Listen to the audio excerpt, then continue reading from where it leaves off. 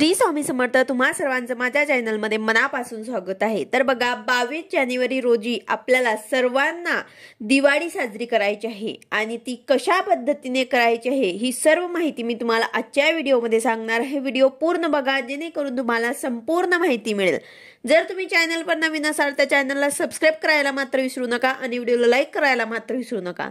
तर बघा आपल्या सर्वांना माहिती आहे की आपण 22 जानेवारी रोजी दिवाळी का साजरी करणार आहे। तर या दिवशी अयोध्येमध्ये रामलल्लाच्या बाळ स्वरूपाच्या मूर्तीची गर्भगृहामध्ये स्थापना होणार आहे। यासाठी आपल्याला या दिवशी दिवाळी साजरी करायची आहे।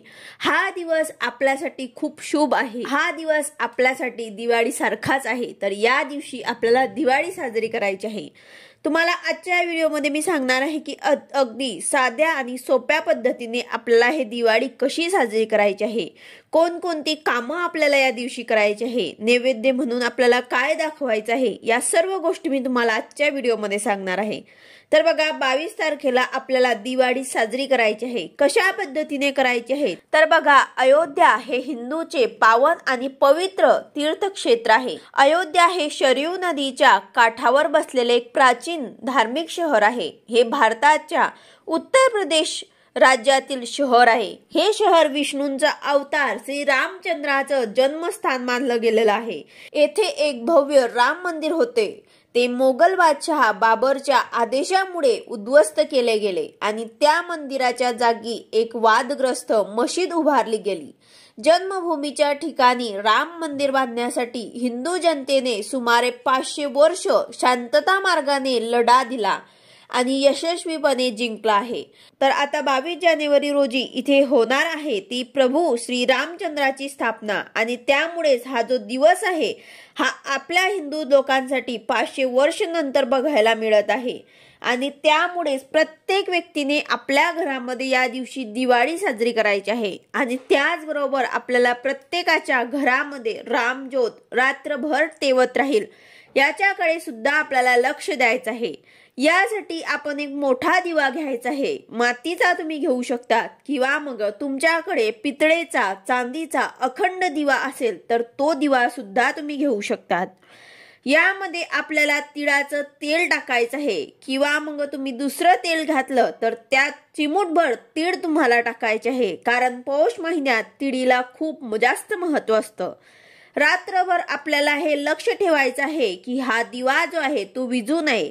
तर यासाठी दिवा आपल्याला मोठा घ्यायचा आहे आणि त्यात तेल सुद्धा आपल्याला जास्त टाकायचं आहे जेणेकरून तो पूर्ण रात्र पेटत राहील। त्याचबरोबर यामध्ये तुम्ही कापसाची वात घालू शकतात किंवा मग जो कलावा असतो तर त्याची वात बनवून सुद्धा तुम्ही घालू शकतात किंवा मग तुम्ही कापसाची वात घातली तर वरच्या बाजूला थोडंसं तुम्हाला कुंकू लावायचं आहे आणि हा दिवा तुम्हाला प्रज्वलित करायचा आहे। दिवा प्रज्वलित करत असताना दिव्याला आसन सुद्धा एक प्लेट किंवा त्यामध्ये तुम्ही थोडेसे तांदूळ घेऊ शकतात किंवा मग तुम्ही फुलाचं आसन सुद्धा दिव्याला देऊ शकतात आणि त्यावरती आपल्याला दिवा प्रज्वलित करायचा आहे। यालाच आपण श्री राम ज्योत असं म्हणूयात, कारण ही ज्योत जी आहे ते आपल्या प्रत्येकाला आपल्या घरामध्ये प्रज्वलित करायची आहे। माननीय पंतप्रधान मोदींनी आपल्या सर्व हिंदू जनतेला असं आवाहन केलेलं आहे की या दिवशी प्रत्येकाच्या घरामध्ये श्रीरामाची ज्योत प्रज्वलित झालीच पाहिजे। त्याच्यामुळे आपल्या प्रत्येकाने अशा पद्धतीने आपल्या घरामध्ये रात्रभर श्री राम ज्योत जी आहे ती प्रज्वलित करायची आहे। त्यानंतर आपल्याला आपल्या पद्धतीने पूजा मांडणी करायची आहे। तुम्ही दिवाळीला जशी पूजा मांडणी करत असतो तशीच तुम्हाला गणपती बाप्पांची, लक्ष्मी माताची, भगवान श्री विष्णूंचं अवतार रामचंद्राची मूर्ती किंवा फोटो असेल तर ते तुम्हाला ठेवून पूजा मांडणी करायची आहे। अगदी साध्या आणि सोप्या पद्धतीने तुम्हाला जसं जमेल तशा पद्धतीने तुम्हाला ही दिवाळी साजरी करायची आहे। तुमच्याकडे भगवान श्री विष्णूंचा फोटो असेल किंवा मग रामचंद्राची मूर्ती असेल, फोटो असेल तर ते तुम्हाला ठेवायचं आहे आणि त्यांची पूजा करायची आहे। तर बघा सर्वप्रथम आपण कुठलीही पूजा करत असताना गणपती बाप्पांची स्थापना करतो आणि गणपती बाप्पांची पूजा अर्चना करत असतो। तर यासाठी सुद्धा आपल्याला एक पाट घ्यायचा आहे। त्यावर आपल्याला लाल कलरचं किंवा भगवा कलरचं आपल्याला त्यावरती वस्त्र अंथरायचं आहे। त्यानंतर आपल्याला आपल्या घरातल्या श्री गणेशाची मूर्ती घेऊन अभिषेक करून त्याची स्थापना आपल्याला सर्वप्रथम करायची आहे। त्यानंतर गणपती बाप्पांची पंचोपचार गंध, अक्षदा, फुलं, धूप, दीप ओवाळून नैवेद्य दाखवून आपल्याला पूजा करायची आहे।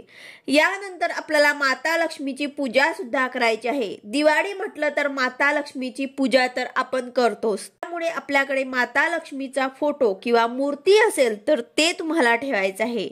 आणि गणपती बाप्पा, माता लक्ष्मीचा फोटो किंवा मग मूर्ती, त्यानंतर श्री रामचंद्राची, प्रभू श्री रामचंद्राची मूर्ती असेल किंवा मग फोटो असेल तर ते तुम्हाला पूजेत ठेवायचं आहे। जर तुमच्याकडे फोटो किंवा मूर्ती नसेल तर तुमच्याकडे ज्या अक्षता आलेल्या असतील त्यासोबत श्री रामाचा फोटो आलेला आहे आणि मंदिराचा फोटो सुद्धा एक आलेला आहे, तो तुम्ही पूजेमध्ये ठेवू शकतात। नाही तर मग श्री रामचंद्र हे भगवान विष्णूंचाच अवतार आहे, तर त्यामुळे तुम्ही भगवान श्री हरी विष्णूंचा फोटो असेल तर तो सुद्धा तुम्ही पूजेमध्ये ठेवू शकतात। तर आपल्याला अशा प्रकारे पूजा मांडणी जी आहे ते करून घ्यायची आहे। त्यानंतर सर्व फोटो, मूर्तींची आपल्याला पंचोपचार गंध, अक्षदा, फुलं, धूप, दीप ओवाळून पूजन करून घ्यायचं आहे। त्यानंतर आपल्याला नैवेद्य सुद्धा दाखवायचा आहे। हा दिवस जो आहे तो खूप शुभ आहे। या दिवशी श्री राम मंदिर बांधण्यात येत असलेल्या मंदिराच्या तळमजल्यावरील गर्भगृहामध्ये प्रभू श्री रामचंद्राच्या बाल स्वरूपातील नवीन मूर्ती विराजमान होऊन तिची प्राण प्रतिष्ठा केली जाणार आहे। या निमित्ताने अयोध्येमध्ये अभूतपूर्व आनंदाचं वातावरण असणार आहे। तर आपण सुद्धा या दिवशी, प्राण प्रतिष्ठेच्या दिवशी घोषित वेळेतील आपल्या जवळीक राम मंदिरात सर्व राम भक्तांनी भजन कीर्तन करायचं आहे। त्याचबरोबर हे आपण लाईव्ह सुद्धा बघू शकतो आणि या दिवशी अशा पद्धतीने आपल्याला पूजा करून श्री राम ज्योत लावायची आहे। त्याचबरोबर आपल्याला या दिवशी जास्तीत जास्त दिवे सुद्धा लावायचे आहे। गोडाधोडाचा नैवेद्य आपल्याला बनवायचा आहे। जसं आपण दिवाळीला पुरणपोळीचा नैवेद्य बनवतो त्याच पद्धतीने आपल्याला या दिवशी सुद्धा काहीतरी गोड पदार्थ बनवून त्याचा नैवेद्य आपल्याला दाखवायचा आहे। तसेच तुमच्याकडे जर श्री रामचंद्राची मूर्ती असेल तर त्यासाठी तुम्हाला भगवा कलरचे वस्त्र आणून ते तुम्हाला घालायचे आहे, कारण हा दिवस जो आहे तो खूप मोठा दिवस आहे। त्याचबरोबर नैवेद्यामध्ये काही फळं सुद्धा असतील तर ते सुद्धा तुम्हाला नैवेद्यामध्ये ठेवायचे आहे। तुळशीपत्र नैवेद्यावरती आवर्जून ठेवा, कारण प्रभू श्री रामचंद्र हे भगवान श्री हरी विष्णूंचेच अवतार आहे। त्यासाठी आपल्याला त्यांच्या नैवेद्यामध्ये तुळशीपत्र आवर्जून ठेवायचे आहे। प्रभू श्री रामचंद्रांना सुद्धा तुळशीपत्र आपल्याला अर्पण करायचे आहे। तर ही पूजा आपल्याला कधी करायची आहे तर बघा, दिवसभर आपल्याला आपल्या जवळच्या राम मंदिरामध्ये जाऊन तिथे दर्शन घ्यायचं आहे आणि जे होईल ते आपल्याला सेवा सुद्धा करायची आहे। आणि ही पूजा आपल्याला संध्याकाळी करायची आहे। त्याचबरोबर आपल्याला हे राम ज्योत जे आहे ते आपल्याला संध्याकाळी प्रज्वलित करायचे आहे। रात्रभर आपल्याला ते ज्योत जे आहे ते लावायचे आहे। त्याचबरोबर आपल्याला भगवान श्री हरी विष्णूंची सेवा जे जमेल ते सेवा करायची आहे। त्यामध्ये तुम्ही राम रक्षाचं पठण सुद्धा करू शकतात। प्रभू श्री रामचंद्राची अतिशय प्रभावी सेवा म्हणजेच राम रक्षा। तुम्हाला राम रक्षाचे पठण या दिवशी आवर्जून करायचे आहे।